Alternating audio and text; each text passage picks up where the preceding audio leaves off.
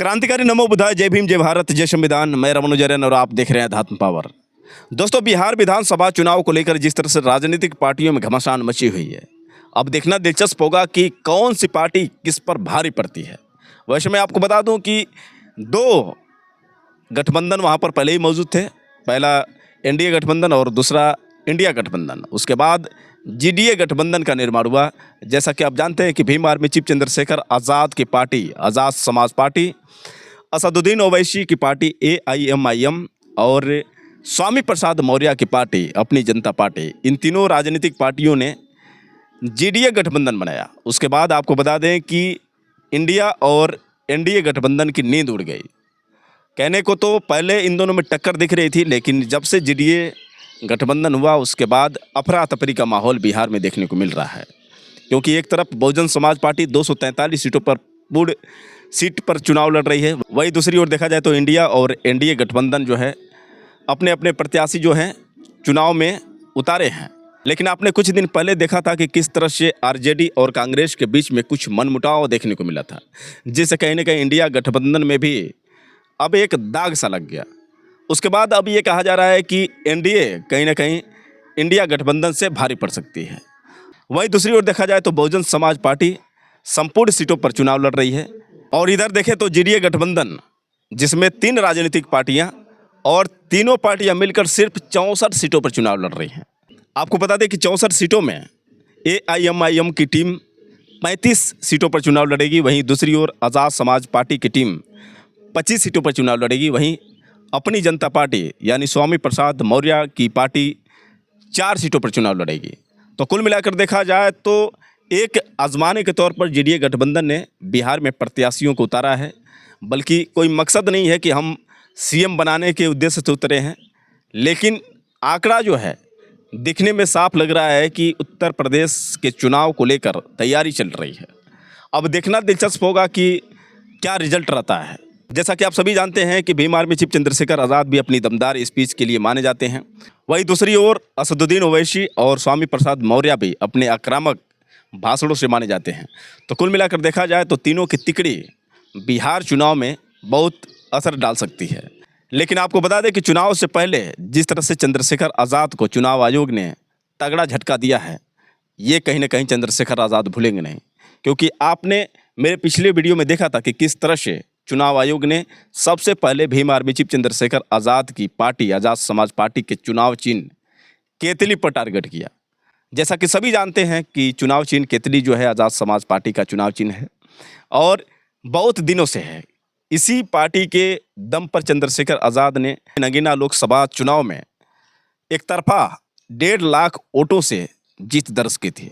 लेकिन चुनाव आयोग, जिसे पता था कि चंद्रशेखर आज़ाद की पार्टी आज़ाद समाज पार्टी का चुनाव चिन्ह केतली है, इसके बावजूद चुनाव चिन्ह केतली जो है प्रदीप कुमार सिंह को दे दिया गया।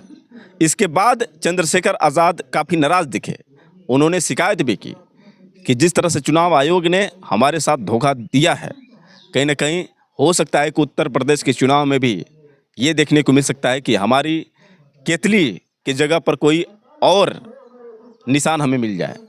तो यहाँ तो सबसे पहले जो गेम खेला है चुनाव आयोग ने चंद्रशेखर आज़ाद के साथ। लेकिन फिर दोबारा आपको बता दें साथियों कि मोहनिया विधानसभा को लेकर जिस तरह से खबर आ रही है, नामांकन को लेकर जिस तरह से विवाद देखने को मिल रहा है, आपको बता दें कि आकाश आनंद जैसे ही भाषण देकर मंच से उतरे, तैसे ही एक महिला जिसका नाम कामना जगन्नाथ था, वो मंच पर चढ़ी और जमकर हुकार भरने लगी। यहाँ तक कि बसपा के जितने भी कार्यकर्ता थे उनको दलाल तक भी बोल दिया और ये कह दिया कि जितने इस पार्टी में भरे हैं सब के सब दलाल भरे हुए हैं। एक महिला का सम्मान नहीं हुआ, एक महिला को इतना अपमानित किया गया। क्या मुझे 5 मिनट का मौका नहीं मिल सकता था? आखिर और क्या क्या कहा था कामना जगन्नाथ ने? पहले आप कामना जगन्नाथ का पूरा वीडियो देखिए, उसके बाद मैं सीधे आपसे बात कर रहा हूँ। आकाश आनंद जी से मैंने बोला क्या मुझे 5 मिनट का मौका दीजिए, लेकिन इन्होंने भी मुझे 5 मिनट का मौका नहीं दिया। ये कितनी बड़ी ये आयरनी है, कितना बड़ा ये दुखद है कि एक महिला होकर के बाबा साहब ने करोड़ों महिलाओं को मुक्ति दान कर दिया। मुक्तिदाता थे वो, भाग्य विधाता थे, देनदाता थे, वुमेन इमेंसिपेटर थे, जिन लोगों ने महिलाओं को इतना मान सम्मान दिया। बहन जी को मौका दिया जा रहा इस मंच पे बोलने को। 3 घंटे से मैं यहाँ पर बैठी हूँ, एक शब्द नहीं बोलने दिया गया और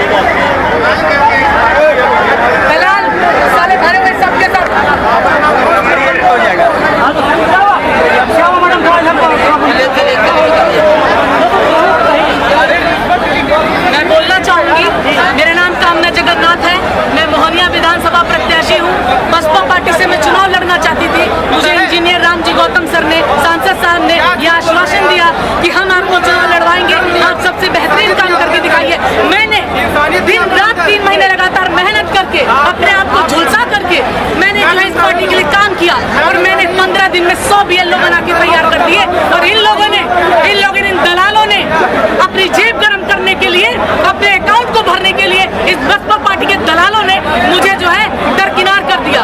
इन लोगों ने मुझे कहा कि आश्वासन दिया कि बहन जी से मुझे मिलवाएंगे। इन लोगों ने मुझे नहीं, चुपचाप रात में गाड़ी में ओम प्रकाश दीवाना जी को बैठा करके ये लोग लेकर चले गए लखनऊ में और बहन जी से मिलवा के ले आए जा करके।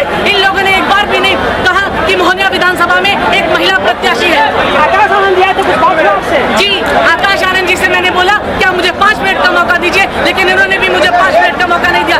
ये कितनी बड़ी ये आयरनी है, कितना बड़ा ये दुखद है कि एक महिला होकर के बाबा साहब ने करोड़ों महिलाओं को मुक्ति दान कर दिया। मुक्तिदाता थे वो, भाग्य विधाता थे, देनदाता थे, वुमेन इमेंसिपेटर थे, जिन लोगों ने महिलाओं को इतना मान सम्मान दिया। बहन जी, अब दोस्तों आपने देखा कि किस तरह से कमला जगन्नाथ ने सार्वजनिक मंच पर किस तरह से बसपा के तमाम कार्यकर्ताओं को दलाल बता दिया। उसके बाद आपको बता दें कि उम्मीद ये लगाई जा रही थी कि कामना जगन्नाथ आज़ाद समाज पार्टी से चुनाव लड़ेंगी, क्योंकि आज़ाद समाज पार्टी ने कामना जगन्नाथ को समर्थन भी दे दिया था। उम्मीद यही लगाई जा रही थी कि कामना जगन्नाथ फिर दोबारा चुनाव में नजर आएंगे, लेकिन इस बार बसपा के साथ नहीं बल्कि आज़ाद समाज पार्टी के साथ वो चुनाव में देखने को मिलेंगी। आपको बता दें कि कामना जगन्नाथ काफ़ी उत्साहित थी, उम्मीद थी उनको कि नामांकन हो जाएगा, और जैसा कि पहले ही खुशी मना रही थी कि आज़ाद समाज पार्टी ने उन्हें जगह दी है, लेकिन अचानक उन्हें झटका तब मिला जब चुनाव आयोग ने उन्हें रिजेक्ट कर दिया, मतलब नामांकन नहीं हो पाया उनका। आपको बता दें कि 2 प्रत्याशी, एक कामना जगन्नाथ जो आज़ाद समाज पार्टी से, इनका नामांकन नहीं हुआ, और कई पार्टियों से जो छोटी छोटी राजनीतिक पार्टियां उनसे कई लोगों का नामांकन रद्द हुआ है। लेकिन आपको बता दें कि आरजेडी की प्रत्याशी श्वेता सुमन का भी नामांकन रद्द कर दिया गया। जी हाँ, आपने सही सुना। एक तरफ कामना जगन्नाथ की उम्मीदों पर पानी फिर गया, वहीं दूसरी ओर चुनाव आयोग ने श्वेता सुमन का भी नामांकन रद्द कर दिया। आखिर श्वेता सुमन का क्या कहना है, कैसे भड़क रही हैं चुनाव आयोग पर और ये भाजपा पर, जरा आप भी श्वेता सुमन का वीडियो देखिए, उसके बाद हम सीधे आपसे बात कर रहे हैं। कल हम स्क्रूटनी में आए थे तो मुझे आज का डेट दिया गया था जाति प्रमाण पत्र को लेकर, और जब हम आज गए हियरिंग के लिए तो सबसे पहले उन्होंने कहा कि हमने रिजेक्ट कर दिया है आपका और कुछ नहीं कर सकते। फिर भी मेरे वकीलों ने जबरदस्ती उनको कहा कि जब आप लिए हैं, टाइम दिए हैं, तो आपको सुनना पड़ेगा। हमने जितने भी कोर्ट में जितने भी चीज़ें हमने सब कुछ बताई उन्हें, लेकिन फिर भी उन्होंने बोले कि हमने रिजेक्ट कर दिया है। और सीओ ने, जिस सीओ ने बनाया, यहाँ तक कि दिल्ली से प्रेशर लगातार सीओ पे, आरओ पे बनाया जा रहा था, और सीओ मजबूर होकर, आरओ ने मजबूर होकर ये डिसीजन दिया है। उन्होंने कहा कि हम मजबूर हैं, और डीएम का भी लगातार प्रेशर आ रहा है, और इन्होंने अंदर बंद कमरे में आरओ ने कहा कि मैं मजबूर हूँ, मैं कुछ नहीं कर सकता। फिर आरओ किस लिए है, किस लिए फिर आप बनाए हैं चुनाव आयोग को? आप सर्टिफिकेट दीजिए ना, अपने कैंडिडेट को सर्टिफिकेट दीजिए। चुनाव का क्यों, लोकतंत्र का क्यों आप मजाक उड़ा रहे हैं? फिर ऐसे किसका प्रेशर था इनके ऊपर? भाजपा का प्रेशर है, अमित शाह का प्रेशर है, मोदी जी का प्रेशर है, किसका प्रेशर नहीं है? और कैमूर डीएम का भी प्रेशर है। इन्होंने खुद अपने मुख से कहा है, इस बात की मेरे पास रिकॉर्डिंग नहीं, लेकिन इन्होंने कहा कि मैं मजबूर हूँ। आगे क्या करेंगे? उन्होंने कहा कोर्ट जाइए, तो कोर्ट जाएंगे, बिल्कुल कोर्ट जाएंगे। तो दोस्तों आपने देखा कि किस तरह से श्वेता सुमन भड़क रही हैं और ये बोल रही हैं कि हम लड़ेंगे। हमारे वकील ने भी प्रयास किया, लेकिन हम प्रयास में असफल हुए। जो भी कागजात मांगे गए थे हमने दिया, लेकिन इसके बावजूद भी चुनाव आयोग ने हमें झटका दिया। अब दोस्तों यहाँ पर जिस तरह से घमासान मची हुई है मोहनिया विधानसभा को लेकर, खासतौर से असपा और बसपा के कार्यकर्ताओं के बीच, मान लेते हैं कि कामना जगन्नाथ में कुछ कमी रही होगी और इस वजह से चुनाव आयोग ने उन्हें अस्वीकृत कर दिया, यानी रिजेक्ट कर दिया, तो इसमें जश्न की क्या बात है? क्योंकि कोई भी प्रत्याशी बहुत उम्मीदों को लेकर नामांकन दर्ज करवाता है, लेकिन जब उसकी उम्मीद पूरी नहीं होती है तो उसे कितना झटका लगेगा। लेकिन इसके बाद जिस तरह से कामना जगन्नाथ को बसपा के जो भी समर्थक हैं ट्रोल कर रहे हैं, लगातार उनके ऊपर बयान दे रहे हैं, चंद्रशेखर आज़ाद के खिलाफ बयान दे रहे हैं, आज़ाद समाज पार्टी पर एक के बाद एक गलत कमेंट करते नज़र आ रहे हैं। कामना जगन्नाथ जो एक महिला है, एक महिला का भी सम्मान नहीं कर पा रहे हैं आप। और ऐसे ही नहीं, कामना जगन्नाथ ने बसपा समर्थकों को दलाल बता दिया था। लेकिन देखा जाए तो कामना जगन्नाथ का जब से नामांकन रद्द हुआ है, उसके बाद जितने भी बसपा के समर्थक हैं लगातार कामना जगन्नाथ को टारगेट कर रहे हैं, लगातार एक के बाद एक गलत कमेंट करते नजर आ रहे हैं। और एक तरफ देखा जाए तो भीम आर्मी चीफ चंद्रशेखर आज़ाद को भी लगातार टारगेट करने की कोशिश कर रहे हैं, लगातार उन्हें बदनाम करने की कोशिश कर रहे हैं। यहाँ तक कि चुनाव आयोग ने जो उनके साथ बर्ताव किया, इसको लेकर भी चंद्रशेखर आज़ाद पर लगातार टारगेट कर रहे हैं जितने भी बसपा के समर्थक हैं। लेकिन दोस्तों, क्या असपा और बसपा में जो खींचातानी चल रही है, ये बहुजनों के लिए अच्छा संकेत है? क्या इस तरह से एक दूसरे पर तंज कसकर ये बहुजन समाज पार्टी हो या फिर आज़ाद समाज पार्टी हो, आगे बढ़ पाएंगी या फिर बहुजन मिशन मूवमेंट को, बाबा साहब डॉक्टर भीमराव अंबेडकर के मिशन को पूरा कर पाएंगे? कितनी बड़ी बात है साथियों, एक दूसरे से लड़ना झगड़ना। यहाँ तक कि मैं आपको बता दूं कि दोनों को आपस में भिड़ा दिया जाए तो दो हाथ करने के लिए भी तैयार है। मतलब ये है कि इतनी दुश्मनी, और इतनी दुश्मनी के बाद कैसे ये बहुजन समाज के सपनों को पूरा कर पाएंगे? तो कुल मिलाकर अपने आप में जिस तरह से विभाजित किए हैं, एक दूसरे से लड़ रहे हैं, ये अच्छा संकेत नहीं है। रही बात यह है कि कामना जगन्नाथ भी अपने समाज की महिला है और आप उसका मजाक न उड़ाएं। मान लेते हैं कि कामना जगन्नाथ का नामांकन रद्द हो गया, तो इसका मतलब ये नहीं है कि आप उस पर आप तंज कसेंगे। तो दोस्तों, इस तरह से झगड़ने से कोई फ़ायदा नहीं है। अच्छी बात है अगर ओम प्रकाश दीवाना बसपा से वहाँ पर चुनाव लड़ रहे हैं, जीतेंगे तो बहुजन की ही जीत होगी। आप उम्मीद कीजिए कि ओम प्रकाश दीवाना भारी से भारी मतों से जीते, लेकिन कैसे जीतेंगे? क्या एक दूसरे को गाली देकर?